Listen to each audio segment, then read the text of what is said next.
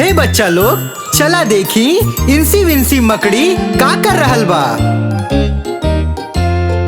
इंसी Vinci मकड़ी पानी के पाइप पे चढ़ल, बारिश आइल तो मकड़ी पानी में बह गईल, धूप आइल तो सब कुछ सूख गईल, और इटसी बिटसी मकड़ी फिर से पाइप पे चढ़ गईल। इंसी विंसी मकड़ी बहुत मजेदार बा।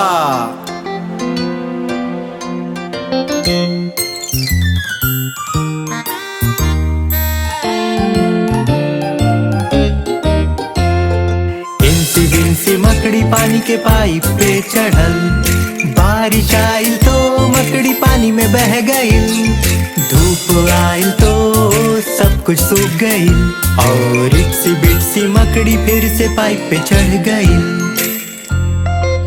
हमका बहुत पसंद बा इंसी विंसी मकड़ी।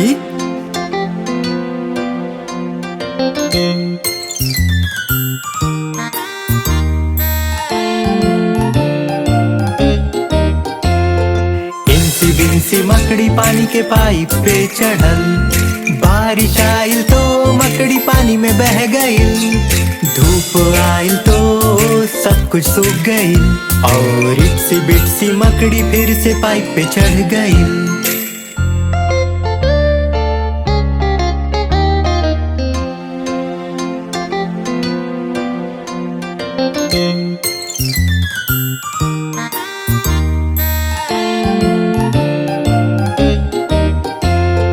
इंसी विंसी मकड़ी पानी के पाइप पे चढ़ल, बारिश आइल तो मकड़ी पानी में बह गईल, धूप आइल तो सब कुछ सूख गईल, और इटसी बिटसी मकड़ी फिर से पाइप पे चढ़ गईल। तोहरा सबके मजा आइल इंसी विंसी स्पाइडर के साथे? फिर मिलल जाई।